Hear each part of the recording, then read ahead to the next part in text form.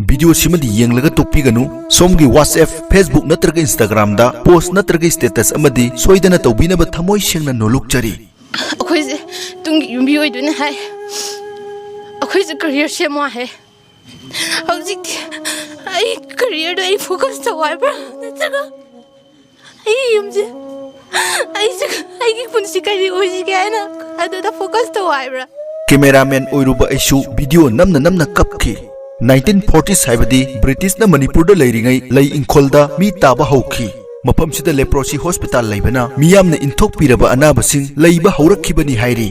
मफम सिदा लेबा मियोइसिंगबु सा ngaगुम मतमदुगी मियामना खनबिखी अचत अवोकसिंग लई-ingkhol मपा लानबदा चिन माइ खुमनखी खुंजासिंग मियाम मरक चंगदुना इसै अमदि लीला फावबा येंगबा फंगदना निंगबा काइदुना तलाखी तारंब तोती इसिंग फावबा कक्थत पिखिदुना गुहागुम्बा पुखरी मचा अमदगी इसिंग थक्तुना लेलखिबा लई-ingkhol खुंजासिंगनी हेन नंगकलिबदी 1960 की लैंड रिफॉर्म मतमदसु मफमसिदा ऑफिशियल सिंग चंगबा हंगोइदुना चंगबिखिदे मी तातबा लमहांगुम स्टेट लैंड हाइना रेकॉर्ड तोरमखी लैंगाकी असोइबा खोंथांगदुमकना ngasidi मिटलु पिरांगी लेकाई ओहेल्ले मसिमक मथौ मसक खंगदबा मतमदुगी लैंगाकी कर्मचारी सिंग अमदी लमसिदा पानखिबा एमएलए सिंगदुगी तमथीबा असोइबनी निंगसिंग बयाई जस्टिस की टेंपल नि हाइनरिबा मणिपुर हाई कोर्ट ना नाकंद खुंदारिबा मियामना इंथोकपिदुना तलाकलबा लई-ingkhol खुंजासिंगी अवाबा खंगबिरमदबा असिमक्ति अंगकपनी लैखोम थोकपा लम मचतसिगिदमक निंगबा काइदुना तलाकलबा मियोइ 4 मुकी मिटलु पिरांग मखा ताना सिंथन बाहाइबसि मियोइबगी लिचत नत्ते पाप सोइदना पुगनी लई-ingkhol खुंजासिंगी निंगबा काइरबा पाउदम अमदी मसिगी ग्राउंड रिपोर्ट मित्यंग तामिनसि तोती इसिंग फावबसे थिंखिबने अदि फुट अम ले दुगी इसिंग दो चारगा खोइसि चावरपन असु बाना लेरबा सोलना खोना लेरबा मफम जिन्नतदि लेस्ता बजाला हैना इमा इसा खोइ कप खोंग यावदबा ऐना मयांगी मतुंग इलेगा सिंग चलेसे मयांगी जस्टिस से फंगनबैदमता टेंपल अम लेरिने बसि लाइसंगनेबा अदुगी लाइसंगदुना मनाक लकपदा लेबा मी भौदा नोय अनाबगिनी अनाबगी मीनी अदुना नोय इसिंग छोप लाकनु हाइदना को कोइजे इकायरगा लाखी अदुदी लोइनमक आधार कार्ड पाइरेबा वोटर कार्ड पाइबा मिदी कियाम यावे वोट सु लोइनमक थादरिनेबको अदुदी लैंगांगना मयाम सिदा लैरि हाबिजे खंगी बोइरा 3.03 acre खप्तदा मयाम जे लेगनी अदुज out of 156 family only 110 families ता अदुगी प्रॉमिस टू मलंगा की रोमदगी पिगदौरी ओजागी वोटर मयाम लैरिबा मफम जिदा ममांगना जो एमएलए कया म होगरे सी मतंग जिदा ओजागी ओइबा स्टैंड मियाम जिगी दमक लई-ingkhol की दमक स्टैंड जे करिन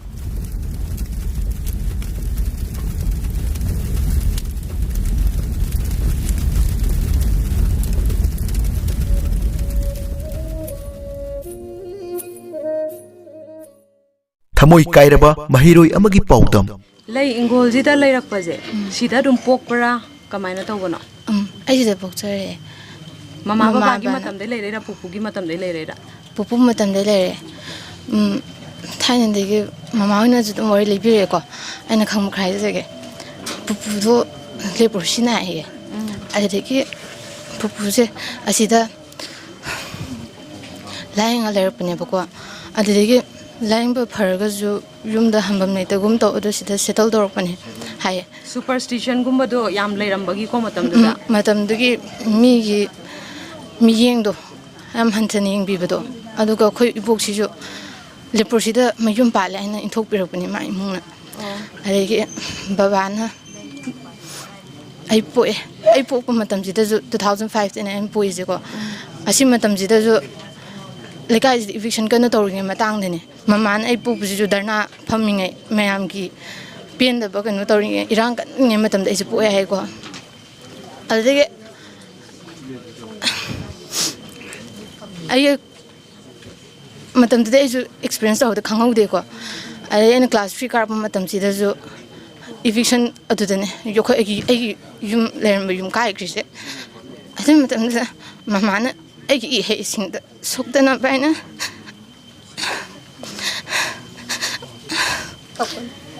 नंग हौजी लाइक लाइसु तम्मिबा नहै नसिंगदा थवाइ चंगिबा छात्र मनि नत्रा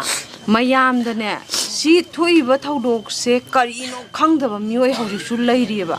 ब्लाइंडली गवर्नमेंट नबो हाइ तारगदि तौगदबनि हाइबा लैरिएबा अदुदा नंग नोइना थौना लेरकाना नोइगी जेनरेशन जिना हेनने इचंग थौना हाइ तारे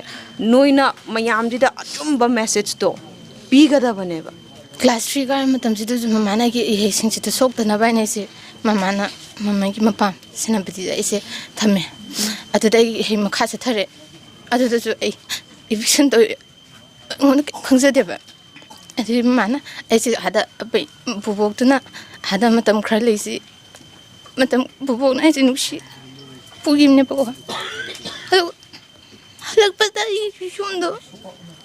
ꯂꯩꯔꯝꯗꯦ ꯑꯩꯒꯤ ꯌꯨꯝꯗꯅ ꯊꯨꯒꯥꯏꯕꯤꯈ꯭ꯔꯦ ꯑꯗꯨꯒꯤ ꯃꯅꯨꯡ ꯆꯪꯁꯤꯜꯂ ꯁꯥꯔꯦ ꯂꯩꯖꯗꯕꯅꯤ ꯑꯩꯈꯣꯏ ꯃꯐꯝ ꯑꯇꯣꯞꯄꯗ ꯆꯠꯀꯦ ꯍꯥꯏꯕꯁꯨ ꯂꯩꯇꯦ ꯆꯠꯐꯝꯁꯨ ꯂꯩꯇꯦ ꯑꯗꯨ ꯃꯐꯝꯁꯤꯗ ꯁꯥꯔꯦ ꯉꯁꯤ ꯐꯥꯎꯕꯗ ꯑꯉꯥꯡ ꯑꯣꯏꯔꯤꯗ ꯉꯁꯤ ꯐꯥꯎꯕꯗ ꯀꯣꯂꯦꯖ ꯀꯥꯔꯕ 3rd semester ꯀꯥꯔꯕ ꯐꯥꯎꯕꯗ ꯂꯩꯀꯥꯏꯁꯤꯒꯤ ꯑꯩꯒꯤ ꯂꯩꯀꯥꯏꯁꯤ ꯅꯣꯡꯃꯗꯤ ꯁꯣꯏꯗꯅ ꯀꯥꯏꯈꯤꯒꯅꯤꯀꯣ ꯈꯟꯕꯗ ꯄꯨꯛꯅꯤꯡꯗ ꯑꯗꯨꯝ ꯅꯨꯡꯉꯥꯏꯇꯕ ꯑꯋꯥꯕ ꯄꯦꯟꯗꯕ ꯑꯗꯨꯝ ꯂꯩ ꯂꯩꯀꯥꯏꯁꯤꯅ ꯀꯥꯏꯈ꯭ꯔꯒ ꯑꯩꯈꯣꯏ ꯀꯥꯏꯗ ꯆꯠꯄ ꯃꯃꯥ ꯕꯕꯥꯅ ꯑꯩꯈꯣꯏꯗ ꯑꯋꯥꯕ ꯎꯠꯇꯅ ꯍꯣꯠꯅꯔꯤꯕ ꯑꯋꯥꯕ ꯎꯠꯇꯅ ꯑꯩꯈꯣꯏꯒꯤ ꯊꯧꯅꯥ ꯑꯣꯏꯗꯅ ꯂꯩꯔꯤꯕ ꯁꯤ ꯃꯌꯥꯝꯁꯨ ꯎꯕꯗ ꯑꯩꯈꯣꯏ ꯌꯥꯝ ꯄꯦꯟꯖꯗꯦ ꯁꯥꯇ꯭ꯔ ꯑꯃ ꯑꯣꯏꯅ ꯑꯩꯈꯣꯏꯁꯦ ꯇꯨꯡꯒꯤ ꯌꯨꯝꯕꯤ ꯑꯣꯏꯗꯣꯏꯅꯦ ꯍꯥꯏ ꯑꯩꯈꯣꯏꯁꯦ ꯀꯔꯤꯌꯔ ꯁꯦꯝꯃꯣ ꯍꯥꯏ ꯁ꯭ꯀꯨꯜ ꯆꯠꯄꯗ ꯑꯣꯖꯥꯁꯤꯡꯅ ꯇꯥꯛꯄꯤ ꯅꯈꯣꯏꯗꯤ ꯇꯨꯡꯒꯤ ꯌꯨꯝꯕꯤꯅꯤ ꯅꯣꯏ ꯐ꯭ꯌꯨꯆꯔ ꯁꯦꯝꯃꯣ ꯑꯇꯣꯞꯄꯗ ꯀꯩꯝ ꯀꯩꯅꯣ ꯈꯜꯂꯨꯅꯨ ꯃꯃꯥ ꯕꯕꯥ ꯋꯥꯕ ꯅꯣꯏꯒꯤꯗꯃꯛꯇ ꯋꯥꯕꯅꯦ ꯅꯣꯏꯅ ꯃꯤ ꯑꯣꯏꯔꯒ ꯃꯃꯥ ꯕꯕꯥ ꯅꯨꯡꯉꯥꯏꯗꯣꯏꯅꯦ ꯍꯥꯏ ꯍꯧꯖꯤꯛꯇꯤ ꯑꯩ ꯀꯔꯤꯌꯔꯗ ꯑꯩ ꯐꯣꯀꯁ ꯇꯧ ꯍꯥꯏꯕ꯭ꯔꯥ ꯅꯠꯇ꯭ꯔꯒ ꯑꯩꯒꯤ ꯌꯨꯝꯁꯦ ꯑꯩꯁꯦ ꯑꯩꯒꯤ ꯄꯨꯟꯁꯤ ꯀꯔꯤ ꯑꯣꯏꯁꯤꯒꯦ ꯍꯥꯏꯅ ꯑꯗꯨꯗ ꯐꯣꯀꯁ ꯇꯧ ꯍꯥꯏꯕ꯭ꯔꯥ ꯑꯩ ꯍꯥꯏꯕ ꯉꯝꯗꯦ ꯒꯣꯚꯔꯟꯃꯦꯟꯠꯅ ꯁꯥꯇ꯭ꯔ ꯑꯩꯈꯣꯏꯒꯤ ꯌꯦꯡꯕꯤꯒꯗꯕꯅꯦ ꯁꯥꯇ꯭ꯔꯒꯤ ꯌꯥꯏꯐꯖꯕꯅꯤ ꯀꯥꯏꯅꯒ ꯇꯧꯔꯒ ꯃꯣꯏꯅ ꯁ꯭ꯀꯨꯜ ꯀꯣꯂꯦꯖꯇꯒ ꯁꯞꯄꯣꯔꯠ ꯇꯧꯔꯤꯕ ꯑꯗꯨ ꯇꯧꯔꯤꯕ ꯃꯌꯥꯝ ꯂꯩ ꯑꯗꯨꯒ ꯂꯩꯀꯥꯏꯁꯤꯗ ꯂꯩꯔꯤꯕ ꯏꯟꯈꯠꯂꯛꯂꯤꯕ ꯁꯥꯇ꯭ꯔ ꯃꯆꯥ ꯃꯌꯥꯝ ꯂꯩꯔꯤ ꯑꯁꯤꯒꯤꯗꯃꯛꯇꯗꯤ ꯃꯣꯏ ꯃꯤꯅꯨꯡꯁꯤ ꯑꯝꯇ ꯐꯥꯎꯕꯤꯗꯕ꯭ꯔꯥ ꯃꯈꯣꯏꯁꯤꯗꯤ ꯇꯨꯡꯒꯤ ꯌꯨꯝꯕꯤ ꯅꯠꯇꯕ꯭ꯔꯥ ꯑꯩꯈꯣꯏꯁꯤꯗꯤ ꯇꯨꯡꯒꯤ ꯌꯨꯝꯕꯤ ꯅꯠꯇꯕ꯭ꯔꯥ ꯑꯩꯈꯣꯏꯁꯤꯅ ꯀꯔꯤꯅꯣ ꯃꯈꯣꯏꯅ ꯑꯩꯈꯣꯏꯗ ꯈꯜꯂꯤꯕꯁꯦ ꯑꯩꯈꯣꯏ ꯀꯩꯅꯣ ꯈꯪꯗꯦ ꯑꯩꯅ ꯍꯧꯖꯤꯛ ꯒꯣꯚꯔꯟꯃꯦꯟꯠ ꯁꯔꯀꯥꯔꯁꯤꯗ ꯍꯥꯏꯖꯅꯤꯡꯕꯗꯤ ꯁꯥꯇ꯭ꯔ ꯑꯩꯈꯣꯏꯒꯤ ꯇꯨꯡꯒꯤꯁꯨ ꯌꯦꯡꯕꯤꯔꯒ ꯑꯩꯈꯣꯏꯒꯤ ꯐ꯭ꯌꯨꯆꯔꯒꯤꯁꯨ ꯈꯟꯕꯤꯌꯨ ꯑꯩꯈꯣꯏꯕꯨ ꯃꯐꯝꯁꯤꯗ ꯂꯩꯍꯟꯕꯤꯌꯨ ꯑꯩꯈꯣꯏꯒꯤ ꯌꯨꯝꯁꯨ ꯀꯥꯏꯍꯟꯕꯤꯒꯅꯨ ꯃꯁꯤꯗ ꯑꯩꯈꯣꯏꯒꯤ ꯑꯁꯥ ꯑꯩꯈꯣꯏꯒꯤ ꯃꯉꯥꯟ ꯀꯌꯥ ꯂꯩꯔꯤꯕꯅꯦ ꯌꯨꯝꯁꯤꯗ ꯂꯩꯀꯥꯏꯁꯤꯗ ꯑꯩꯈꯣꯏꯁꯨ ꯅꯣꯡꯃꯗꯤ ꯕꯕꯥ ꯃꯃꯥꯒꯤ ꯑꯩꯈꯣꯏ ꯂꯩꯀꯥꯏꯁꯤꯒꯤ ꯃꯤꯡꯆꯠ ꯅꯣꯡꯃꯗꯤ ꯄꯨꯔꯛꯈꯤꯌꯦ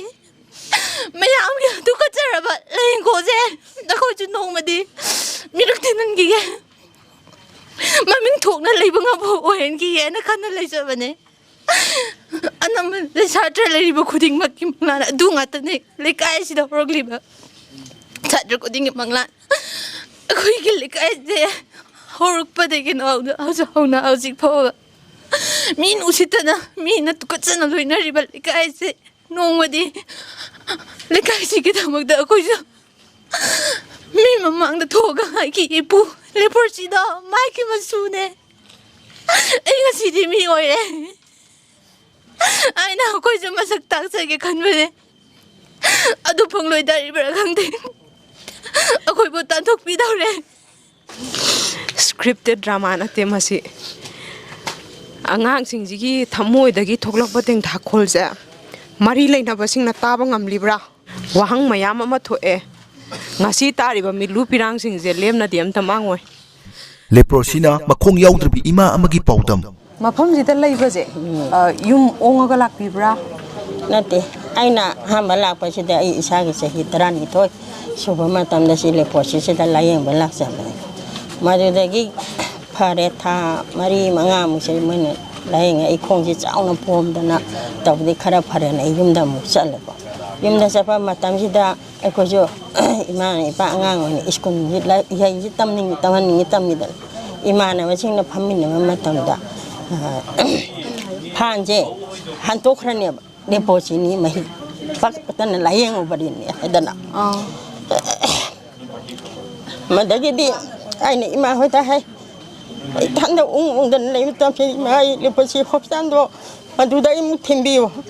ให้ไอ้สิไหลหลาก็ใช่แต่ที่อันนั้นว่าอันคุยไอ้นี่ยุ่งปาลิบานุปาสิลิปชนะไปมาสันข้ออิมาดูจิจะหิมาอุดรากามารีมังอาโชรีนิมปกเชเลยจิมาชมาคงคับปันมาได้ยี่ดิไอ้นี่ใช่เมื่อกี้มาทราบสิ่งสมตินะคนได้ขบสารเสร็จเลยมาทำได้ยุ่มได้นิ่งดระบันนี่นะอันนั้นบัดมายามนั่นตินนิ่งดระบะชนนั่นนิ่งดระบันนี่นะมายามสิ่งที่ฮังโกยบักไก่ดาวบ้านน้ำมีภาษาคิดเดิมแต่มันไอ้มาพันสิดาjadi imam pun masih gini masa devotion nara masih gini masa sudah yumpal, ini yumpal masih dah sahih tanah hundu dah ini hujung paudu sahih hundu ishore kok, aduga sahih isa aina popo isa haju sampai di sini menung dah handu sahih ni pugo hundu ishore, adu mai tahu sahih dah kuci yang mana isa isu kona masih kaya kok angang ama sudah kongi pong pada han ya dah dana kaya các tên là Superstition nara bani na kwa các tên là đầu đi xa gì mà bút thành na ba ở đây cái khơi chịu niệm phật chịu mà không nhau tại bên này nào những cái gì mà bút thành na ba không được ba ở đây cái anh sinh khơi cái thật tại âm đây là mình anh ba kwa phi băm chơi ba đây cái na tôn cái nhau da ba mà không mới nhau da ba khơi sai nhau da ba âm đó mà được từ đó anh khơi chịu ở đây đi ngày tập ní sẽ phun lên ngày đây yếm phani xa sinh gì phô ở đây xa sinh gì mà bút thành na baคนนั้นว่าคงยาวแต่ชูพิเศษแต่ว่าดีแต่ก็อะไรกี้ชูดันนมดันน่ะอิจฉาสิมาทันน่ะต้องได้มาติว่านคนนั้นจะได้อะดูก็ใช่แต่คนดาริภาษีชูอาหารละมันเลยคิดว่าคงคนช่วยนาระบะในโพสต์นั้นนาระบะพี่ผมจะหาระบะมาสามส่งอักตันคุณยิ่งชิชุเลยดีก็เอาคุยกี่มีพวกตัวชูมีรอนตาเดรสหิมาวดรากะมังอาตรุกชูเลยคุณยิ่งชุเลยดีคงยาวแต่ว่าไอ้น่ะมายังกี่มาตรงอิเลก็สิ่งจะเละเสค่ะแต่นตัวบ้าชวนมาถึงดูไอ้คุยกับสัตว์น่ะสิ่งคงจะสิ่งจะกาดน่ะคงดูยาวแต่ว่าไอ้น่ะกาเดอะดูก็คง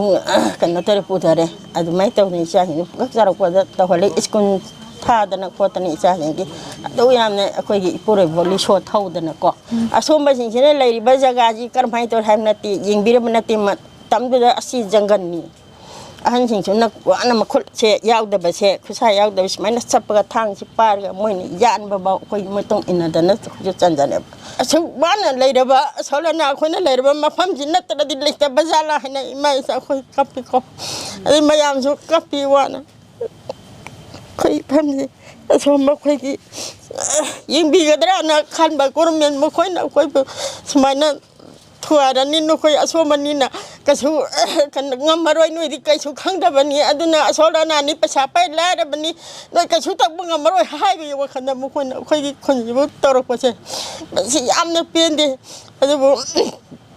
ไอ้คุยดีชีระชูจังอาชูอาชวนาอิมาอิปาโลน่ะสิได้กูบอกสิ่งที่เนี่ยบอกสิ่งที่ก็เลยมีนาก็สมได้คิดไปกูบอกเลยคิดได้เนี่ยบอกที่เลยดีเอาคุยสมัยนั้นว่านะคนเราบอกพันยังไม่เนี่ยเราแค่ให้ว่าจีดีไอ้คุยชีระบอกถ้าต้องนิ่งเดี๋ยวมาพัมสิตะกี้เลี้ยงจันนิ่งเดี๋ยวก็มาคุยเนี่ยเราแค่หาเรื่องเดียวคุยบ่หาแล้วอิชูจริงเนี่ยอิสกุลหาลักเพื่อมาทำเลยบอกคุยก็ได้เลยตัวเนี่ยยุ่มหาคนเนี่ยยุ่มถั่วเนี่ยหาจีบนะฮะเนี่ยมาทำได้ไอ้นั่นอิชูนี่มาตัวไอ้นั่นเมื่อเนี่ยถั่วไอ้ที่ใกล้เลยนี่แกร้านนี้แกที่ลูกเนี่ยสิตะขันอะไรเรื่อยๆเดี๋ยวไอ้เนี่ยชุดดูเทียมเนี่ยก็นิ่งบกายระบีคุณจะมันอสุมนาไอ้สาเหตุตรามาปันที่ไอ้ยุ่มสิได้ยุ่มปาลักปนี่เลยคนจะไอ้มวยรังงได้นี่อะดูมาทำดูได้ในรำมีเสียยามพี่บัมจัดในรำมีอีกยุ่มกุ๊กนี่ขยันแต่ในรำมีอีมามันหันหายกิบดออะทำไมนะอียุ่มจะชารำมีไอ้น่ะจังมันมาทำอะไรบักที่เทียงได้ในบักที่วางก็ดีนะคุยเดี๋ยววางไปยุ่มได้ในรำปนี่นะมวยด้วยจังมันเทียงไว้ตาเลยอะดูยุ่มจะยามมาตารำเดชุ่มจะยุ่มบริมังอ่ะก็ชุ่มจะยุ่มมังอ่ะตรุกตารำนี่มาทำดูชีบวนจงนี่ในรำมีเสียหาหน้าติงกังอักตันนี่ไอ้นักขันเลยไอ้นั่นบอกว่าโลบิวไอ้เรื่องสิเดลัยจะไอ้ก็มันหิงดุยน้อยไปจะขันเลยไอ้ว่ากันดะสมหลักกันนั่นเนี่ยโปรซีไว้เลยสมหลักกันนั่นทีวีไว้เลยสิเดอาชีช่างชาร์มอาชีช่างเจนันทุกพวกกินนรมมีดูมีทุกในตะวันนี้นะอาชีช่างเจนันทุกพวกมาทำนั้นมีเที่ยงมันน่าจะนั่นดีอาชีพทำมันดูพวกนั้นจะปังงดุยโน่เนี่ยโปรซีนั่นนาระบะตัดตีนั่นนาระบะในบ้านน่ะตีนั่นนิ่งดระบะมีนั่นจารุกพิรุไอ้นิ่งดระบะแบบมีสิ่งที่พูดสิเดมวยนั่นนั่งทั่วก็ ꯈꯠꯇꯣꯛꯑꯒ ꯊꯝꯃꯕꯅꯤ ꯍꯥꯏꯕ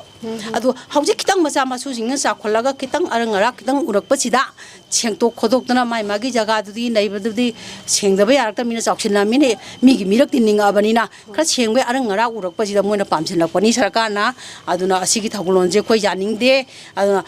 ꯑꯊꯨꯕ ꯃꯇꯝꯗ ꯑꯩꯈꯣꯏꯒꯤ ꯂꯩ-ꯏꯪꯈꯣꯜꯁꯦ ꯃꯣꯏꯅ ꯂꯧꯁꯤꯟꯅꯅꯤ ꯍꯥꯏꯔꯕ ꯑꯩꯈꯣꯏ ꯁꯤ ꯃꯐꯝꯁꯤꯗ ꯑꯩꯈꯣꯏ ꯂꯩꯔꯤꯕ ꯏꯃꯥ ꯏꯕꯦꯟ ꯃꯌꯥꯝꯁꯦ ꯑꯩꯈꯣꯏ ꯊꯥꯎ ꯍꯩꯔ ꯃꯩ ꯊꯥꯅꯤ ꯁꯤꯅꯦꯕ ꯄꯨꯂꯞ ꯃꯣꯏꯅ ꯑꯗꯨ ꯈꯣꯡꯖꯪ ꯍꯟꯗꯣꯛꯑ ꯌꯥꯗ꯭ꯔꯒꯗꯤ ꯑꯗꯨꯒ ꯑꯩꯈꯣꯏꯅ ꯃꯈꯣꯏꯕꯨ ꯃꯣꯏꯅ ꯊꯝꯒꯅꯤ ꯍꯥꯏꯕ ꯃꯐꯝꯗꯨꯗꯤ ꯁꯥ ꯀꯩꯕꯨ ꯇꯥꯗꯕ ꯃꯐꯝꯅꯤ ꯃꯤ ꯇꯥꯗꯕ ꯃꯐꯝꯗꯨꯗꯕꯨ ꯑꯩꯈꯣꯏ ꯀꯃꯥꯏꯅ ꯂꯩꯔꯒ ꯍꯤꯡꯉꯨꯗꯣꯏꯅꯣꯕ ꯑꯩꯈꯣꯏꯒꯤ ꯂꯩꯔꯤꯕ ꯑꯍꯜ ꯂꯃꯟꯁꯦ ꯁꯤꯁꯨ ꯌꯦꯡꯉꯨ ꯅꯦꯄ꯭ꯔꯣꯁꯤꯅꯤ ꯍꯧꯖꯤꯛ ꯑꯍꯜ ꯂꯃꯟ ꯐꯝꯃꯝꯕꯗꯣ ꯍꯧꯖꯤꯛ ꯂꯩꯔꯤꯁꯤꯁꯨ ꯅꯦꯄ꯭ꯔꯣꯁꯤꯅꯤ ꯃꯈꯨꯠ ꯌꯥꯎꯄꯣꯠꯇꯦ ꯃꯥꯅ ꯃꯆꯥ ꯑꯅꯤ ꯊꯥꯡꯅꯕꯁꯤ ꯀꯃꯥꯏꯅ ꯊꯥꯡꯅꯑꯝꯒꯅꯤ ꯈꯟꯗꯅ ꯑꯝꯇ ꯌꯦꯡꯕꯤꯌꯨ ꯃꯈꯨꯠ ꯌꯥꯎꯗ꯭ꯔꯦ ꯃꯈꯣꯡ ꯌꯥꯎꯗ꯭ꯔꯦ ꯁꯤꯅ ꯀꯃꯥꯏꯅ ꯁꯨꯔ ꯊꯥꯛꯑꯝꯒꯗꯕꯅꯣ ꯍꯥꯏꯕꯁꯦ ꯃꯌꯥꯝ ꯑꯝꯇ ꯈꯟꯗꯅ ꯑꯝꯇ ꯌꯦꯡꯕꯤꯌꯣꯕ ꯀꯔꯤꯅꯣꯕ ꯃꯣꯏꯅ ꯁꯨꯔꯝꯗꯣꯏꯁꯦ ꯃꯇꯝꯗꯨꯗ ꯑꯩꯅ ꯂꯥꯛꯄ ꯃꯇꯝꯗ ꯅꯦꯄ꯭ꯔꯣꯁꯤ ꯑꯅꯥꯕ ꯃꯌꯥꯝ ꯑꯃ ꯂꯩꯔꯝꯕꯗꯣ ꯆꯦꯡ ꯃꯟꯗꯅ ꯂꯩꯔꯝꯃꯤ ꯃꯃꯤꯠꯇꯤ ꯎꯗꯒꯨꯝ ꯇꯧ ꯃꯈꯨꯠꯅꯗꯤ ꯃꯟꯕ ꯉꯝꯗꯒꯨꯝ ꯇꯧ ꯑꯩ ꯆꯪꯉꯒ ꯃꯜꯂꯤ ꯆꯦꯡ ꯅꯥꯆꯟ ꯑꯃꯅꯤ ꯄ꯭ꯔꯄ ꯈꯞꯄꯝꯃꯒ ꯊꯣꯛ ꯍꯩꯖꯅ ꯊꯝꯕꯤꯔꯝꯃꯤ ꯑꯩꯈꯣꯏꯒꯤ ꯅꯦꯄ꯭ꯔꯣꯁꯤ ꯄꯨꯈ꯭ꯔꯤ ꯂꯩꯕꯅꯤ ꯁꯤꯗ ꯑꯍꯟꯁꯤꯡꯁꯤꯅ ꯏꯁꯤꯡ ꯁꯣꯛꯄꯅꯦ ꯕꯥꯔꯇꯤꯟꯗꯨ ꯃꯈꯨꯠ ꯌꯥꯎꯗꯕ ꯁꯦꯛ ꯃꯈꯣꯡ ꯌꯥꯎꯗꯕꯗ ꯂꯥꯛꯄ ꯃꯇꯝꯗ ꯑꯩꯅ ꯏꯁꯤꯡ ꯁꯣꯛꯄ ꯀꯨꯝꯃꯛꯄꯗ ꯄꯨꯕꯗꯤ ꯉꯝꯗ ꯁꯤꯔꯤꯗꯨ ꯀꯨꯝꯗꯕ ꯀꯌꯥ ꯋꯥꯅ ꯀꯨꯝꯃꯤ ꯑꯩꯅ ꯄꯨꯈꯠꯂꯒ ꯊꯥꯡꯖꯤꯟꯅ ꯊꯝꯕꯤꯔꯝꯃꯤ ꯃꯐꯝꯁꯤꯗ ꯂꯩꯔꯤꯕ ꯇꯥꯔꯤꯕ ꯌꯨꯝꯁꯤꯡꯁꯤꯗ ꯇꯣꯇꯤ ꯄꯥꯏꯞ ꯏꯃꯨꯡ ꯀꯌꯥꯃꯨꯛꯇ ꯌꯧꯏ ꯇꯣꯇꯤ ꯍꯥꯟꯅ ꯈꯔ ꯂꯥꯛꯑꯝꯃꯤ ꯑꯩ ꯁꯤꯒꯤ ꯃꯔꯣꯟꯁꯦ ꯑꯃ ꯍꯥꯏꯖꯔꯒꯦ ꯆꯤꯊꯍꯧꯔꯦ ꯇꯣꯇꯤ ꯍꯥꯟꯅ ꯄꯥꯏꯞ ꯇꯤꯡꯉꯝꯃꯤ ꯇꯤꯡꯉꯝꯕꯁꯤꯗ ꯑꯩꯈꯣꯏ ꯅꯦꯄ꯭ꯔꯣꯁꯤꯁꯤꯡꯁꯤꯅ ꯇꯣꯇꯤꯁꯦ ꯇꯤꯟꯅꯔꯦ ꯍꯥꯏꯗꯅ ꯇꯣꯇꯤꯁꯦ ꯊꯥꯔꯛꯈꯤꯗ꯭ꯔꯦꯕ ꯊꯤꯡꯈ꯭ꯔꯦꯕ ꯃꯣꯏ ꯑꯅꯥꯕꯗ ꯁꯨꯃꯥꯏꯅ ꯇꯣꯇꯤ ꯄꯤꯔꯗꯤ ꯀꯩꯅꯣ ꯇꯧꯔꯔꯣꯏ ꯄꯤꯔꯅꯣꯏ ꯊꯤꯡꯈ꯭ꯔꯦꯀꯣ ꯇꯣꯇꯤꯁꯦ ꯑꯍꯥꯟꯕꯗ ꯃꯩ ꯊꯥꯜꯂꯝꯃꯦ ꯃꯩꯁꯨ ꯀꯛꯄꯤꯈ꯭ꯔꯦ ꯑꯩꯈꯣꯏꯒꯤ ꯏꯁꯤꯡꯁꯦ ꯊꯛꯅꯤꯡꯉꯥꯏ ꯅꯠꯇꯗꯅ ꯁꯤꯗ ꯏꯁꯤꯡ ꯈꯣꯡ ꯑꯃ ꯂꯩꯕꯅꯤ ꯑꯩꯈꯣꯏꯅ ꯍꯦꯛ ꯊꯧꯖꯤꯟꯅꯛꯄꯩ ꯃꯆꯤꯟꯁꯤꯗ ꯁꯤꯗ ꯏꯁꯤꯡ ꯁꯣꯛꯑꯒ ꯊꯛꯅꯔꯝꯃꯤ ꯑꯗꯣ ꯐꯥꯔꯝꯒꯤ ꯁꯤꯗ ꯑꯦꯒ꯭ꯔꯤꯀꯜꯆꯔꯒꯤꯁꯤꯗ ꯌꯦꯟ ꯌꯣꯛꯑꯝꯃꯦ ꯑꯁꯤꯗ ꯃꯣꯏ ꯇꯤꯡꯀꯤ ꯂꯩꯔꯝꯃꯦ ꯑꯩꯈꯣꯏꯁꯦ ꯏꯁꯤꯡ ꯁꯣꯛꯄ ꯆꯠꯂꯦ ꯏꯁꯤꯡ ꯁꯣꯛꯄ ꯆꯠꯄꯗ ꯃꯣꯏꯒꯤ ꯑꯦꯒ꯭ꯔꯤꯀꯜꯆꯔꯗꯒꯤ ꯆꯧꯀꯤꯗꯥꯔꯁꯤꯅ ꯍꯥꯏꯔꯛꯑꯦ ꯅꯣꯏ ꯑꯅꯥꯕꯒꯤ ꯃꯤꯅꯤ ꯑꯗꯨꯅ ꯅꯣꯏ ꯁꯤꯗ ꯏꯁꯤꯡ ꯁꯣꯛꯄ ꯂꯥꯛꯀꯅꯨ ꯍꯥꯏꯗꯅꯀꯣ ꯑꯩꯈꯣꯏꯁꯦ ꯏꯀꯥꯏꯔꯒ ꯂꯥꯛꯈꯤ ꯃꯇꯝꯗꯨꯗ ꯌꯥꯝ ꯊꯤꯅ ꯑꯩꯈꯣꯏꯁꯦ ꯍꯟꯊꯅ ꯌꯦꯡꯕꯩ ꯃꯤꯠꯌꯦꯡ ꯑꯃ ꯇꯧꯏ ꯗꯨꯔꯒꯥ ꯄꯨꯖꯥ ꯑꯃ ꯇꯧꯏ ꯆꯤꯡꯃꯩꯔꯣꯡꯗ ꯆꯤꯡꯗꯨꯒꯤ ꯃꯈꯥ ꯁ꯭ꯀꯨꯜ ꯃꯅꯥꯛꯁꯤꯗ ꯗꯨꯔꯒꯥ ꯄꯨꯖꯥ ꯇꯧꯕꯗ ꯑꯩꯅ ꯑꯉꯥꯡꯁꯤꯡꯁꯦ ꯍꯣꯏꯔ ꯆꯠꯄ ꯃꯇꯝꯗ ꯑꯩꯈꯣꯏꯅ ꯐꯝꯃꯝꯕ ꯃꯐꯝꯁꯦ ꯃꯣꯏ ꯐꯝꯗꯤ ꯆꯦꯟꯊꯣꯛꯈꯤꯑꯕ ꯑꯩꯈꯣꯏ ꯀꯩꯒꯤꯅꯣ ꯍꯥꯏꯕꯁꯤ ꯋꯥꯈꯟꯗ ꯑꯩꯈꯣꯏ ꯈꯜꯂꯒ ꯂꯥꯛꯑꯦꯕꯀꯣ ꯈꯜꯂꯦ ꯀꯩꯒꯤꯅꯣ ꯍꯥꯏꯔꯒ ꯑꯍꯜ ꯑꯃꯈꯛꯅ ꯀꯥꯎꯗꯤ ꯀꯥꯎꯔꯦ ꯑꯍꯜ ꯏꯆꯦ ꯑꯃꯈꯛꯅ ꯍꯥꯏ ꯑꯩꯈꯣꯏꯁꯦ ꯅꯦꯄ꯭ꯔꯣꯁꯤꯒꯤ ꯃꯤꯅꯤ ꯍꯥꯏꯗꯅ ꯄꯦꯁꯦꯟꯒꯤꯅꯤ ꯍꯥꯏꯗꯅꯀꯣ ꯅꯣꯏ ꯑꯩꯈꯣꯏꯒꯤ ꯐꯝꯐꯝꯁꯦ ꯐꯝꯅꯤꯡꯗꯗꯅ ꯃꯤ ꯍꯟꯗꯣꯛꯅꯈ꯭ꯔꯦ ꯑꯩꯈꯣꯏ ꯆꯠꯂꯁꯤ ꯍꯥꯏꯅ ꯍꯧꯔꯛꯑꯦꯕꯀꯣ ꯍꯦ ꯑꯗꯨꯗꯤ ꯆꯠꯂꯁꯤꯔꯦ ꯑꯉꯥꯡꯁꯤꯡꯅꯗꯤ ꯌꯦꯡꯅꯤꯡꯕꯅꯤꯅ ꯌꯦꯡꯈꯤꯁꯤ ꯅꯤꯡꯉꯥꯏ ꯇꯧꯕ ꯌꯥꯎꯋꯤ ꯍꯌꯦꯡ ꯌꯦꯡꯉꯁꯤ ꯉꯁꯤꯗꯤ ꯌꯦꯡꯉꯒꯨꯝꯁꯤ ꯍꯥꯏꯔꯒ ꯑꯩꯈꯣꯏꯁꯦ ꯍꯧꯗꯅ ꯂꯥꯛꯅꯔꯦꯀꯣ ꯑꯗꯨꯗ ꯑꯩꯈꯣꯏ ꯊꯃꯣꯏ ꯁꯣꯛꯈꯤ ꯑꯗꯨꯕꯨ ꯌꯥꯝ ꯅꯨꯡꯉꯥꯏꯅ ꯍꯤꯡꯉꯛꯈꯤꯕꯁꯨ ꯅꯠꯇꯦ ꯃꯌꯥꯝꯒꯤ ꯋꯥꯔꯤꯁꯦ ꯇꯥꯖꯕ ꯃꯇꯝꯗ ꯍꯤꯡꯕꯒꯤ ꯍꯛꯇꯣ ꯃꯨꯜꯂꯀꯥꯟꯗ ꯑꯩꯈꯣꯏ ꯁꯤꯒꯤꯔꯣꯏ ꯍꯥꯏꯗꯨꯅ ꯍꯤꯡꯉꯛꯄ ꯂꯩ-ꯏꯪꯈꯣꯜꯅꯦ ꯃꯥꯅꯤ ꯅꯤꯡꯕ ꯀꯥꯏꯔꯕꯤ ꯃꯍꯩꯔꯣꯏ ꯑꯃꯅ ꯑꯁꯨꯝꯅ ꯑꯩꯅ ꯀ꯭ꯂꯥꯁ 1 ꯀꯥꯔꯛꯄꯁꯤꯗ ꯑꯩ ꯁꯦꯟ ꯑꯦꯟꯊꯣꯅꯤꯗ ꯑꯩ ꯀꯥꯖꯔꯛꯄꯅꯦ ꯁꯦꯟ ꯑꯦꯟꯊꯣꯅꯤ ꯀꯥꯕ ꯀꯥꯟꯁꯤꯗ ꯑꯩꯁꯦ ꯂꯣꯏꯅꯅꯤꯡꯉꯥꯏ ꯏꯄꯥꯡ ꯏꯃꯥꯟꯅꯕꯤ ꯑꯝꯇ ꯂꯩꯔꯛꯇꯕ ꯃꯔꯝꯁꯤꯅ ꯀꯩꯒꯤꯅꯣ ꯍꯥꯏꯔꯀꯥꯟꯗ ꯂꯩ-ꯍꯤꯡꯒꯣꯜꯁꯤꯗꯒꯤ ꯊꯣꯛꯂꯛꯄꯅꯤ ꯖꯨꯒꯣꯠ ꯆꯥꯗꯦ ꯅꯄꯨ ꯅꯕꯦꯟꯅ ꯁꯨꯃꯥꯏꯅ ꯁꯣꯏꯅꯥꯏꯕꯅ ꯄꯣꯛꯄꯅꯤ ꯑꯗꯨꯅ ꯂꯣꯏꯅꯕ ꯇꯤꯟꯅꯕꯗ ꯁꯝꯅꯕꯗ ꯏꯃꯥ ꯏꯄꯥꯅ ꯊꯤꯡꯉꯤ ꯈꯣꯠꯂꯦꯅꯒ ꯍꯥꯏꯔꯛꯄ ꯃꯌꯥꯝ ꯑꯃ ꯄ꯭ꯔꯦꯁꯔ ꯃꯌꯥꯝ ꯑꯃ ꯐꯪꯉꯦ ꯑꯗꯨꯒ ꯑꯩ ꯉꯁꯤ ꯑꯩꯅ ꯁꯤꯗ ꯂꯩꯖꯔꯛꯄꯗꯒꯤ ꯑꯩꯒꯤ ꯅꯨꯡꯁꯤꯔꯕ ꯏꯆꯤꯟ ꯏꯅꯥꯎ ꯀꯌా ꯑꯃꯁꯨ ꯂꯣꯏꯅꯕ ꯐꯪꯉꯦ ꯏꯄꯥꯡ ꯏꯃꯥꯟꯅꯕꯤ ꯂꯩꯇ꯭ꯔꯕꯁꯨ ꯃꯐꯝꯁꯤꯗ ꯑꯩꯒꯤ ꯏꯄꯥꯡ ꯏꯃꯥꯟꯅꯕꯤ ꯀꯌꯥ ꯑꯃ ꯇꯤꯟꯅꯗꯨꯅ ꯑꯩ ꯁꯨꯃꯥꯏꯅ ꯆꯥꯎꯔꯒ ꯂꯥꯛꯄꯅꯦ ꯑꯗꯨ ꯂꯩꯀꯥꯏꯁꯦ ꯃꯤꯅ ꯑꯁꯨꯛꯀꯤ ꯃꯇꯤꯛ ꯊꯤꯅ ꯌꯦꯡꯊꯤꯕꯅꯦ ꯑꯗꯨꯅ ꯂꯩꯁꯥꯕꯤ ꯑꯩꯈꯣꯏ ꯍꯧꯒꯠꯂꯛꯄ ꯃꯇꯝꯗ ꯊꯥꯕꯜ ꯆꯣꯡꯅꯤꯡꯉꯥꯏ ꯁꯤꯟꯖꯒꯗꯕ ꯂꯝꯄꯥꯛ ꯐꯝꯕꯕꯨ ꯂꯩꯇꯕ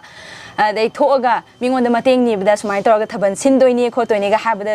ꯄꯥꯡꯕꯤꯔꯛꯇꯕ ꯀꯌా ꯑꯃ ꯂꯥꯛꯈꯤꯕ ꯑꯗꯒꯤ ꯃꯤꯅ ꯅꯣꯛꯊꯤꯕ ꯆꯝꯊꯤꯕ ꯅꯣꯏ ꯁꯤꯗꯩ ꯂꯩꯀꯥꯏꯁꯤꯗꯒꯤ ꯊꯣꯛꯂꯛꯑꯒ ꯅꯣꯏꯅ ꯀꯩ ꯇꯧꯕ ꯉꯝꯗꯣꯏꯅꯣ ꯀꯥꯏꯅꯒ ꯍꯥꯏꯔꯛꯈꯤꯕ ꯃꯌꯥꯝ ꯑꯃꯁꯨ ꯄ꯭ꯔꯦꯁꯔ ꯐꯪꯈꯤ ꯍꯥꯏꯅ ꯑꯩ ꯊꯝꯖꯒꯦ ꯃꯦꯗꯤꯀꯦꯜ ꯁꯥꯏꯟꯁ ꯑꯁꯨꯛ ꯌꯥꯝꯅ ꯆꯥꯎꯈꯠꯂꯕ ꯃꯇꯝꯁꯤꯗꯁꯨ ꯃꯤꯌꯥꯝꯒꯤ ꯃꯤꯠꯌꯦꯡꯗꯤ ꯍꯣꯡꯗꯦ ꯍꯥꯏꯕꯅꯦꯕ ꯑꯗꯨꯗꯤ ꯅꯠꯇ꯭ꯔꯥ ꯖꯌꯂꯛꯁꯃꯤꯅ ꯑꯉꯥꯡ ꯑꯣꯏꯔꯤꯉꯩꯗ ꯏꯁꯥꯁꯦ ꯚꯣꯇꯔ ꯆꯟꯗ ꯇꯥꯔꯒꯁꯨ ꯃꯇꯝꯒꯤ MLA ꯁꯤꯡꯁꯤꯅ ꯃꯈꯨꯠꯀ ꯂꯣꯟꯅꯔꯀꯥꯟꯗ ꯚꯣꯠ ꯊꯥꯗꯕꯤꯌꯨꯀꯣ ꯀꯥꯏꯅ ꯂꯥꯛꯄꯗꯣ ꯎꯍꯧꯕ ꯌꯥꯎꯕ꯭ꯔꯥ ꯌꯥꯎꯋꯦ ꯃꯇꯝꯗꯨꯗ ꯃꯈꯣꯏꯅ ꯄꯤꯔꯝꯕ ꯊꯥꯖꯕ ꯀꯔꯝꯕ ꯊꯥꯖꯕ ꯅꯤꯡꯁꯤꯡꯉꯤ ꯀꯨꯏꯕꯨ ꯀꯨꯏꯗ꯭ꯔꯤꯗ ꯂꯥꯛꯑꯝꯕꯁꯦ ꯑꯃꯔꯣꯝꯗ ꯍꯥꯏꯔꯒꯗꯤ ꯍꯟꯗꯛ ꯆꯠꯈꯤꯕ ꯏꯂꯦꯛꯁꯟꯒꯤꯁꯤꯗꯀꯣ ꯂꯩꯀꯥꯏꯁꯦ ꯀꯟꯒꯅꯤ ꯑꯩꯈꯣꯏꯒꯤ ꯈꯨꯠꯇ ꯂꯣꯏꯅ ꯂꯩꯕꯅꯤꯅ ꯍꯥꯏꯔꯝꯃꯒ ꯆꯠꯈꯤꯕ ꯉꯥꯛꯇꯅꯦ ꯑꯗꯨꯒ ꯉꯁꯤ ꯐꯥꯎꯕꯕꯨ ꯑꯩꯈꯣꯏ ꯁꯤꯗꯩꯁꯤꯗ ꯌꯦꯡꯁꯤꯟꯕꯤꯔꯛꯄ ꯐꯖꯅ ꯅꯤꯡꯊꯤꯅ ꯇꯧꯕꯤꯔꯛꯄꯁꯦ ꯎꯖꯗ꯭ꯔꯤ ꯑꯩꯒꯤ ꯑꯣꯏꯅꯗꯤ ꯑꯍꯣꯡꯕ ꯂꯩꯇꯦ ꯃꯌꯥꯝ ꯑꯃ ꯂꯥꯛꯈꯤ ꯃꯌꯥꯝ ꯑꯃ ꯆꯠꯈꯤ ꯍꯥꯏꯕꯅꯦꯕꯀꯣ ꯏꯅꯦꯅ ꯂꯩ-ꯏꯪꯈꯣꯜꯗ ꯂꯥꯛꯈꯤꯕꯁꯦ ꯀꯔꯝꯕ ꯆꯍꯤꯗꯅꯣ ꯀꯃꯥꯏꯅ ꯂꯥꯛꯈꯤꯕꯅꯣ ꯆꯍꯤꯗꯤ ꯏꯃꯥꯗꯤ ꯂꯥꯏꯔꯤꯛ ꯍꯩꯇꯕꯅꯤꯅ ꯂꯝꯁꯟꯗ ꯁꯨꯝ ꯄꯪꯂꯩ ꯂꯩꯖꯔꯦ ꯍꯥꯏꯔꯤꯕ ꯐꯅ ꯀꯨꯏꯖꯔꯦ ꯑꯩꯅ ꯂꯩꯔꯤꯁꯦ ꯏꯆꯥ ꯏꯁꯨ ꯄꯣꯛꯇꯅ ꯏꯁꯨ ꯐꯪꯖꯔꯦ ꯑꯩꯈꯣꯏ ꯃꯇꯝ ꯀꯨꯏꯅ ꯑꯍꯜ ꯂꯃꯟ ꯂꯤꯄꯣꯠꯁꯤ ꯅꯥꯕ ꯑꯁꯣꯜ ꯑꯅꯥ ꯌꯥꯝ ꯂꯩꯔꯝꯃꯤ ꯄꯥꯠꯄ ꯄꯣꯝꯕ ꯃꯅꯥꯇꯣꯟ ꯀꯥꯏꯕ ꯃꯈꯣꯡ ꯈꯨꯕꯣꯡꯒꯁꯤ ꯏ ꯑꯣꯔꯣ ꯊꯣꯛꯄ ꯂꯩꯔꯝꯃꯤ ꯑꯩꯅ ꯂꯥꯛꯄ ꯃꯇꯝꯗ ꯌꯥꯝꯅ ꯐꯤꯕꯝ ꯊꯤꯔꯝꯃꯤ ꯍꯥꯏ ꯀꯣꯔꯠꯁꯤ ꯁꯥꯅꯤ ꯍꯥꯏꯗꯨꯅ ꯂꯧꯁꯟꯕꯒꯤ ꯏꯔꯥꯡ ꯂꯥꯛꯄꯁꯤꯗ ꯑꯩꯈꯣꯏꯕꯨ ꯎꯆꯦꯛ ꯎꯌꯥꯔ ꯑꯩꯈꯣꯏ ꯀꯗꯥꯏꯗ ꯂꯩꯔꯨꯗꯣꯏꯅꯣ ꯑꯩꯈꯣꯏ ꯌꯨꯝꯁꯦ ꯊꯥꯗꯣꯛꯄ ꯆꯠꯄ ꯁꯨꯡꯉꯝ ꯈꯨꯟꯁꯦ ꯊꯥꯗꯣꯛꯄ ꯉꯝꯖꯔꯣꯏ ꯍꯥꯏꯗꯅ ꯙꯔꯅꯥ ꯇꯧꯗꯅ ꯑꯗꯒꯤ ꯅꯦꯁꯅꯦꯜ ꯍꯥꯏꯋꯦꯗ ꯊꯤꯡꯗꯅ ꯀꯣꯀꯥꯏ ꯂꯨꯒꯥꯏ ꯀꯥꯏꯗꯅ ꯕ꯭ꯂꯕꯕꯨ ꯂꯦꯟꯅꯒ ꯄꯥꯟꯗꯅ ꯏ ꯅꯥꯏ ꯀꯌꯥ ꯇꯥꯖꯈ꯭ꯔꯕꯅꯤ ꯑꯗꯨꯕꯨ ꯁꯨꯃꯥꯏꯅ ꯇꯧꯗꯅ ꯂꯩꯔꯛꯄꯁꯤꯗ ꯆꯍꯤ 10 ꯁꯨꯖꯜꯂꯛꯑꯦ ꯍꯥꯏ ꯀꯣꯔꯠꯀꯤ ꯑꯣꯐꯤꯁ ꯑꯁꯦ ꯁꯥꯕ ꯀꯣꯟꯅꯗꯕ ꯅꯠꯇꯦ ꯃꯣꯏ ꯍꯦꯟꯅ ꯁꯥꯗꯅ ꯑꯣꯛꯇꯅ ꯍꯧꯖꯤꯛ ꯍꯧꯖꯤꯛ ꯑꯣꯐꯤꯁ ꯆꯂꯥꯏꯈ꯭ꯔꯕꯅꯤ ꯑꯩꯈꯣꯏꯒꯤ ꯂꯩꯖꯔꯤꯕ ꯖꯒꯥ ꯑꯁꯤꯗꯤ ꯑꯍꯦꯟꯕꯅꯤ ꯃꯁꯤ ꯁꯣꯛꯄꯤꯔꯛꯀꯅꯨ ꯑꯊꯨꯕ ꯃꯇꯝꯗ ꯍꯥꯏ ꯀꯣꯔꯠꯅ ꯍꯟꯗꯣꯛꯄꯤꯈꯣ ꯑꯗꯨ ꯅꯠꯇ꯭ꯔꯒꯗꯤ ꯑꯩꯈꯣꯏ ꯇꯦꯊꯦꯡ ꯍꯥꯏꯒꯠꯂꯒ ꯏꯆꯥꯏꯅ ꯑꯩꯈꯣꯏ ꯃꯌꯥꯝꯁꯦ ꯁꯤꯃꯤꯟꯅꯒꯅꯤ ꯑꯩ ꯋꯥꯍꯩꯁꯦ ꯍꯥꯏꯔ ꯂꯣꯏꯁꯤꯟꯖꯔꯒꯦ ꯈꯨꯠꯁꯥ ꯌꯥꯎꯗ꯭ꯔꯕꯤ ꯏꯃꯥ ꯑꯃꯒꯤ ꯄꯥꯎꯗꯝ ꯏꯅꯦ ꯁꯤꯗ ꯂꯩꯔꯛꯏꯁꯦ ꯀꯌꯥꯝ ꯀꯨꯏꯔꯦ ꯑꯩꯅ ꯂꯩꯔꯛꯏꯁꯤꯗꯤꯀꯣ ꯑꯩꯁꯤ ꯑꯉꯥꯡ ꯑꯣꯏꯅ ꯍꯥꯏꯇꯥꯔꯦ ꯂꯦꯄ꯭ꯔꯣꯁꯤ ꯅꯥꯗꯅ ꯂꯥꯛꯄꯅꯤ ꯆꯍꯤ ꯀꯌꯥꯃꯨꯛꯀꯤ ꯇꯥꯡꯀꯛ ꯅꯤꯡꯁꯤꯡꯕꯤꯕ꯭ꯔꯥ ꯑꯩꯅ ꯂꯥꯛꯄꯁꯤ ꯆꯍꯤ 10ꯒ 10ꯃꯨꯛ ꯑꯗꯨꯃꯥꯏꯅ ꯍꯥꯏꯔꯛꯄꯗ ꯂꯥꯛꯄꯅꯤ ꯑꯩꯁꯦ ꯌꯨꯝ ꯄꯥꯟꯕꯩ ꯃꯇꯨꯡꯔ ꯌꯨꯝ ꯄꯥꯟꯕꯩ ꯃꯃꯥꯡꯗ ꯂꯥꯛꯏ ꯄꯥꯟꯗ꯭ꯔꯤꯉꯩꯒꯤ ꯌꯨꯝ ꯄꯥꯟꯗ꯭ꯔꯤꯉꯩꯗ ꯑꯗꯒꯤ ꯁꯤꯗꯒꯤꯗꯤꯀꯣ ꯑꯩꯈꯣꯏ ꯂꯦꯄ꯭ꯔꯣꯁꯤ ꯃꯁꯦꯟꯁꯦ ꯂꯧꯅꯔꯦ ꯅꯉꯣꯟꯗ ꯀꯩꯗꯧꯔ ꯀꯣꯏꯔꯨꯗꯅ ꯀꯣꯏꯊꯣꯛꯑ ꯍꯥꯏꯔꯨ ꯀꯩꯗꯧꯔ ꯑꯐꯕꯗꯩ ꯂꯩꯕ ꯌꯥꯗꯕꯅꯤꯅ ꯃꯥꯒ ꯑꯩꯒ ꯂꯩꯃꯤꯟꯅꯔꯦ ꯅꯨꯄꯥꯁꯤꯒ ꯂꯩꯃꯤꯟꯅꯔꯒ ꯑꯉꯥꯡ 2 ꯄꯣꯛꯑꯦ ꯏꯆꯥ ꯅꯨꯄꯥ 2 ꯏꯃꯥꯅ ꯁꯤꯗ ꯂꯩꯔꯛꯄ ꯃꯇꯝꯗ ꯑꯩꯈꯣꯏꯒꯤ ꯂꯦꯄ꯭ꯔꯣꯁꯤ ꯍꯣꯁꯄꯤꯇꯥꯜ ꯂꯩꯔꯝꯃꯤꯁꯦ ꯂꯩꯔꯝꯃꯦ ꯑꯁꯤ ꯗꯣꯛꯇꯔꯅ ꯐꯖꯅ ꯑꯗꯨꯝ ꯌꯦꯡꯕꯤꯕ꯭ꯔꯥ ꯌꯦꯡꯉꯦ ꯑꯗꯨꯗꯤ ꯏꯃꯥ ꯍꯧꯖꯤꯛ ꯏꯁꯥꯗ ꯍꯛꯆꯥꯡꯗ ꯍꯥꯏꯗꯤ ꯈꯨꯠꯁꯥ ꯑꯩꯈꯣꯏ ꯂꯩꯈꯤꯗꯕ ꯌꯥꯎꯈꯤꯗꯕꯁꯦ ꯁꯤ ꯃꯌꯥꯝꯁꯤꯒꯤ ꯃꯇꯨꯡꯗ ꯏꯁꯥꯁꯦ ꯄꯨꯔꯥ ꯑꯩ ꯂꯥꯏꯌꯦꯡꯕ ꯐꯔꯕꯅꯤ ꯍꯥꯏꯕꯒꯤ ꯇꯥꯡꯀꯛꯇꯣ ꯑꯗꯨ ꯐꯥꯎꯕ ꯗꯣꯛꯇꯔ ꯅꯔꯁꯅ ꯐꯖꯅ ꯑꯗꯨꯝ ꯌꯦꯡꯕꯤꯒꯤꯀꯣ ꯌꯦꯡꯕꯤ ꯍꯧꯖꯤꯛꯁꯤꯅꯅꯦ ꯇꯠꯈ꯭ꯔꯦꯀꯣ ꯑꯗꯣ ꯏꯁꯥꯗꯗꯤ ꯑꯩꯅ ꯍꯧꯖꯤꯛꯀꯤ 이샤디 간데 간데디 어코나 굴리 자기 바주 가이니고 이라이 통지 파tam니나고 한주 꼬록꼬록 하고래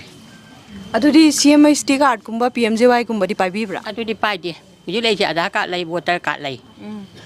adu rasan card lai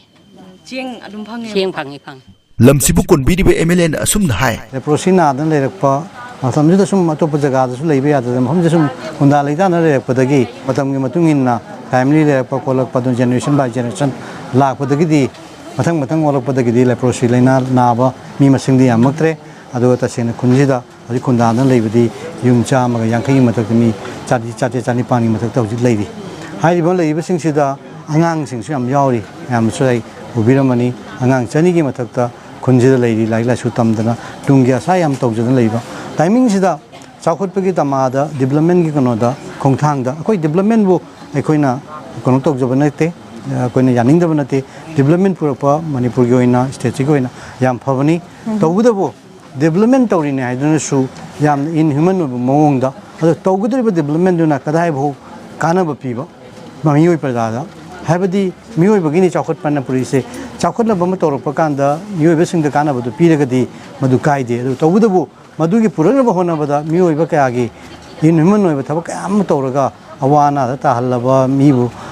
ꯌꯥꯝ ꯊꯤꯅ ꯐꯖꯗꯕ ꯃꯑꯣꯡꯗ ꯇꯧꯔꯒꯗꯤ ꯃꯗꯨ ꯑꯩꯈꯣꯏꯅ ꯑꯦꯛꯁꯦꯞ ꯇꯧꯕ ꯉꯝꯃꯣꯏ ꯍꯥꯏꯅ ꯑꯩꯈꯣꯏꯅ ꯂꯦꯞꯆꯕꯅꯤ ꯀꯔꯤꯒꯨꯝꯕ ꯁꯔꯀꯥꯔꯒꯤ ꯄꯣꯂꯤꯁꯤ ꯄ꯭ꯔꯣꯒ꯭ꯔꯥꯝ ꯑꯃꯗ ꯇꯧꯔꯛ ꯇꯥꯔꯒꯁꯨ ꯃꯈꯣꯏꯅ ꯁꯤꯗ ꯂꯩꯔꯤꯕ ꯈꯨꯟꯗꯥ ꯂꯩꯇꯥꯗꯅ ꯂꯩꯔꯤꯕꯁꯤꯡꯁꯤꯒꯤ ꯃꯣꯏꯅ ꯌꯥꯝ ꯃꯇꯤꯛ ꯆꯥꯕ ꯈꯨꯟꯖꯥꯅ ꯌꯥꯅꯤꯡꯕ ꯃꯑꯣꯡꯗ ꯃꯐꯝ ꯑꯃꯗ ꯃꯐꯝ ꯆꯥꯕ ꯑꯃꯗ ꯁꯦꯝꯒꯠ ꯁꯥꯒꯠꯄꯤꯔꯕ ꯃꯇꯨꯡꯗ ꯅꯣꯏ ꯈꯨꯟꯖꯥꯁꯤꯡꯗ ꯃꯁꯤꯒꯨꯝꯕ ꯑꯩꯈꯣꯏꯅ ꯁꯦꯝꯒꯠ ꯁꯥꯒꯠꯄ ꯅꯣꯏꯒꯤ ꯑꯣꯜꯇꯔꯅꯦꯇꯤꯕ ꯑꯦꯔꯦꯟꯖꯃꯦꯟ ꯑꯃ ꯇꯧꯔꯦ ꯃꯁꯤ ꯑꯣꯏꯔꯗꯤ ꯅꯣꯏ ꯌꯥꯅꯤꯡꯉꯕ꯭ꯔꯥ ꯌꯥꯅꯤꯡꯗ꯭ꯔꯤꯕ꯭ꯔꯥ ꯍꯥꯏꯕ ꯃꯌꯥꯝꯒꯤ ꯀꯟꯁꯦꯟ ꯂꯧꯔꯀꯥꯟꯗ ꯈꯨꯟꯖꯥꯅ ꯌꯥꯅꯤꯡꯉꯦ ꯍꯥꯏꯔꯒꯗꯤ ꯃꯗꯨꯗ ꯍꯣꯡꯗꯣꯛ ꯍꯣꯡꯖꯤꯟ ꯇꯧꯔꯒ ꯃꯣꯏꯒꯤ ꯗꯦꯕꯂꯞꯃꯦꯟꯗꯨ ꯇꯧꯕ ꯌꯥꯏ ꯑꯗꯨꯕꯨ ꯈꯨꯟꯖꯥꯅ ꯌꯥꯅꯤꯡꯗ꯭ꯔꯒꯗꯤ ꯃꯗꯨꯁꯨ ꯎꯄꯥꯏ ꯂꯩꯇꯦ ꯈꯨꯟꯖꯥꯒꯤ ꯑꯄꯥꯝꯕꯅꯤ ꯀꯔꯤꯒꯤꯅꯣꯗꯤ ꯃꯁꯤꯒꯤ ꯍꯛꯁꯤꯗꯤ ꯈꯨꯟꯖꯥꯁꯤꯡꯗ ꯂꯩꯕꯅꯤ ꯉꯁꯤ ꯉꯔꯥꯡ ꯇꯥꯕ ꯅꯠꯇꯦ ꯈꯨꯟꯁꯤ ꯆꯍꯤ 50-60-70ꯒꯤ ꯃꯃꯥꯡꯗꯒꯤ ꯇꯥꯔꯕ ꯈꯨꯟꯅꯤ ꯃꯁꯤꯗ ꯃꯈꯣꯏꯒꯤ ꯄꯇꯥ ꯇꯥꯖꯗ꯭ꯔꯁꯨ ꯄ꯭ꯔꯖꯥꯕꯨ ꯇꯥꯔꯁꯨ ꯃꯁꯤꯗ ꯃꯈꯣꯏꯒꯤ ꯍꯛ ꯂꯩꯔꯕꯅꯤ ꯃꯐꯝꯁꯤꯗ ꯂꯩꯕꯒꯤ ꯑꯃꯨꯛꯁꯨ ꯑꯣꯖꯥ ꯌꯥꯝꯅ ꯃꯔꯨ ꯑꯣꯏꯕꯁꯦ 21 ꯑꯦꯀꯔꯗ ꯆꯥꯏꯊꯣꯛꯇꯨꯅ ꯂꯩꯔꯤꯕ ꯂꯩ ꯏꯪꯈꯣꯜꯒꯤ ꯃꯤꯌꯥꯝꯁꯦ ꯁꯔꯨꯛ 8 ꯊꯣꯛꯄꯒꯤ ꯃꯁꯨꯡ ꯑꯃꯇꯪ ꯑꯣꯏꯒꯗꯧꯔꯤꯕ ꯃꯤꯌꯔ 3.03 acre khaptada mayam je legani adu out of 156 family only 110 families ta adugi promise nu malenga ki rom dagi piga dawri ozagi voter mayam leiba mafam jida mamang da ju MLA kaya ma hogare si matang jida ozagi oiba stand miyam ji gi damak Lei-ingkhol gi damak stand je karin hoji akhoi gi di ai gi stand haibabu Lei-ingkhol ai ba khun si kanba हाइबेसना के first priority नी करिगिनो हाइबदी खुनजे am कुइन लेरबा खुनदा लेजादना लेरबा खुनमनी अदुगा मसिदा गवर्नमेंट सिलिबा अतोबतोपा अल्टरनेटिव अरेंजमेंट सिंग दुसु मतिग मफुक चादी हाइबदी कंपैरेटिवली अदु सिदा लेरिबा खुनजा सिंगसी मखुना जगह अमा हेक्ता पीरगा मदुदा हाइरिबा इकोनॉमिकली लेरिबा कंडीशन जिदा युम कई अदु सागतना कोगतना अनोबु युम तौना फजना सेटल तौबा ngambagi अदु पांगलसु कोइस लेजरिबा कोइसिंग ngamde अदुग मथक्ता मदु लोइना काउथोकर कांदसु मी अमगे ह्यूमन करी हाइनी मियोइबगी हक हाइतारे ह्यूमन राइट्स हाइतारे को मियोइबगी राइट टू दी अखोइना मतपदि यारोय दुना खुन्नसी हिंगनबा खुन्नसी फजना प्रिजर्व तौबा हिस्टोरिकल कनोनी बसकी खुंजी ngasi ngarang ete semba खुन्नते अदु मसी हिस्ट्री गा लोइनरगा लाबा खुन्नमनिना मसीदा अखोइना मसीकी खुंजे मांगन बायबसे कोइ चुमोय आइगे केंद्रदा लई हाइबा लेते हाइबगी वाफम सुना नतना मियोइबगी समाज की ओइना मसीगिसी मसीगुम खुन्नमा फजना हुंदा लेतादन लेरबा खुन्नमबु थुगाइदना चाखोटपगी नमादा तौबुसिदी मसी यामथिना इमन दं ओइदे अदना अरुदी नियरेस्ट फ्यूचर द ओजाना Lei-ingkhol gi leiba 156 families ta pata phanghanaba changjhan bigani haibagi thajaba ama mayam do ozana hotna bigani habi thajaba ama pibi ba yaraba mi kupsida asimak akoi hanadagi process tawdan lakpani eviction gi kanosi government da ringi matam dagi hoi sigi allotment gi program sidi mamang gi government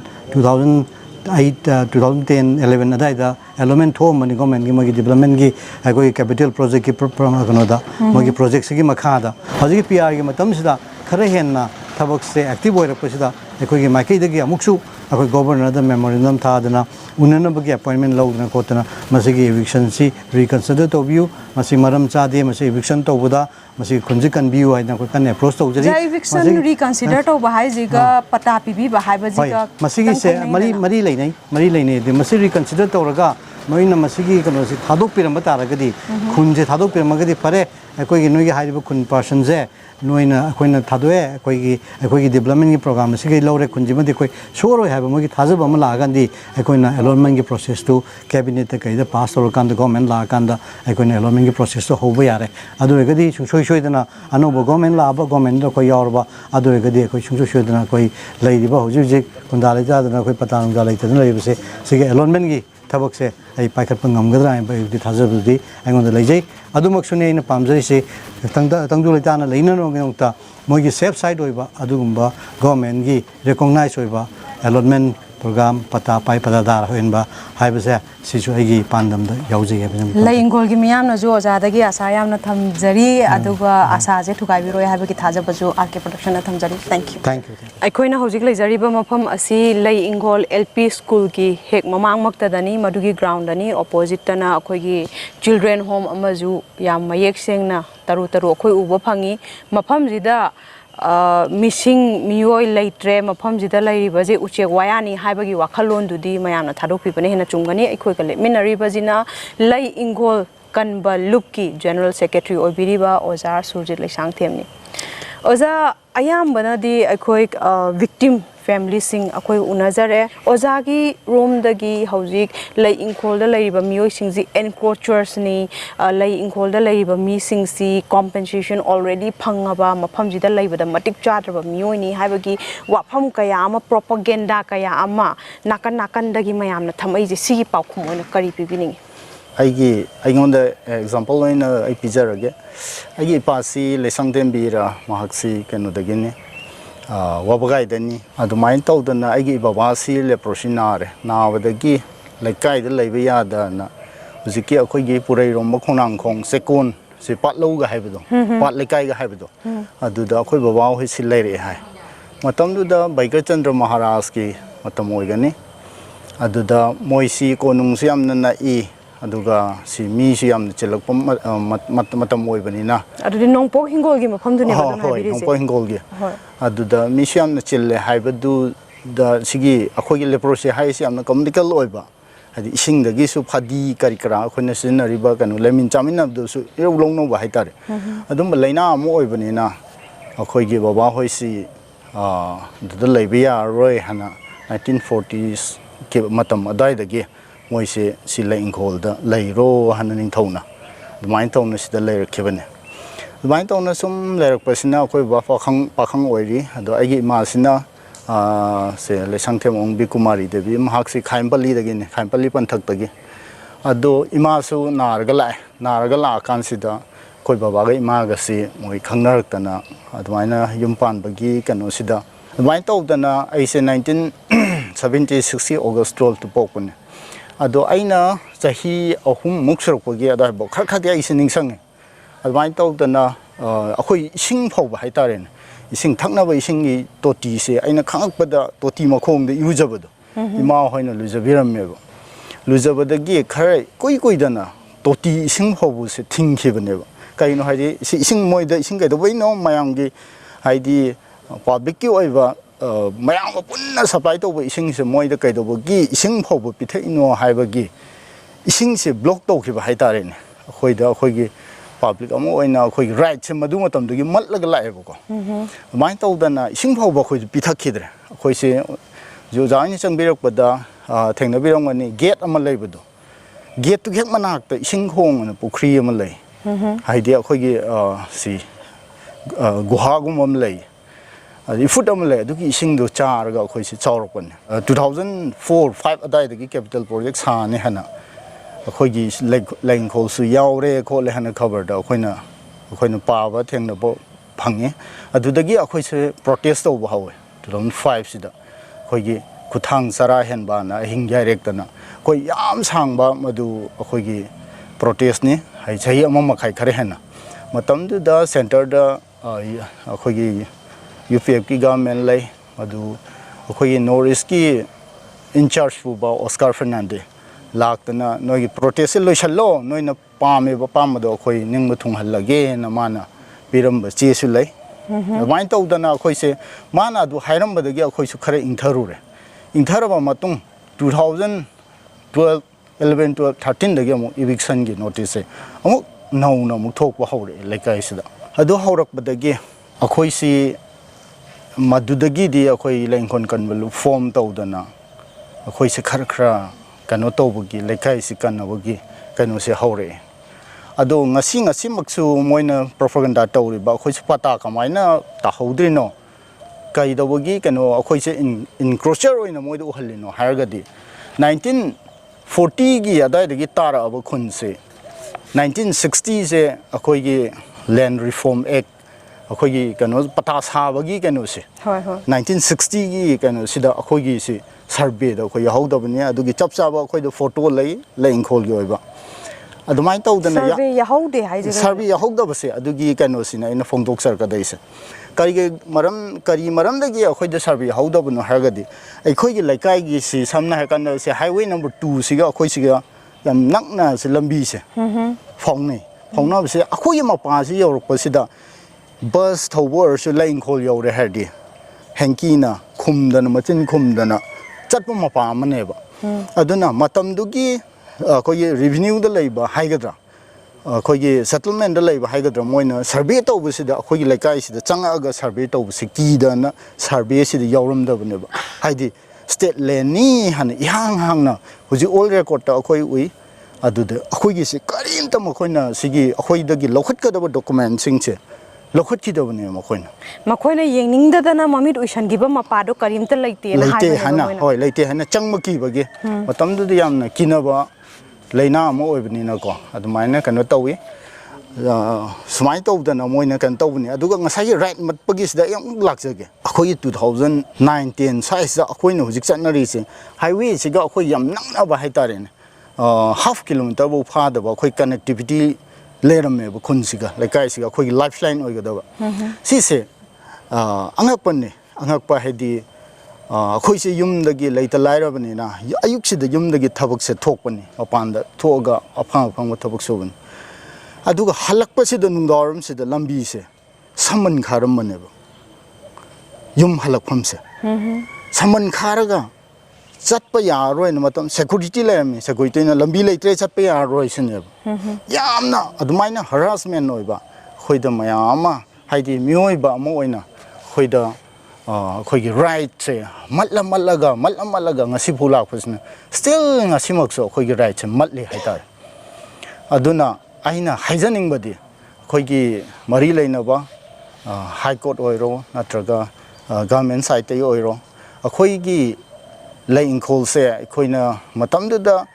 khoi se inthokhraba haitare ne logi style do khoi se inthoga thamme masina phajar kan sida khoigi lamse matni haibse masigi thorang se ma thadok piu sadaba yade haraga huji akhoi bu pi ne hariba jaga top dusra ge se akhoi sida sagada project to ada sabi aina yamna maram chaba demand amane na jo khoina khanjai aduga thaga chari Lei-ingkhol kanba lupna changjali ba khongjang asida RK production na khongtang khuding makta Lei-ingkhol gi miyam bu support tawjari haibasi gi thajaba ma RK production gi magi dipisari thank you Lei-ingkhol kalbalup ki president gi paudam oza hoji Lei-ingkhol da akoina wakat mifam phambada mayam dagi khangjaba je total 156 families 21 acres sa saithok tuna lairiba 156 families se lengang na habda revenue village number 38 top dosarada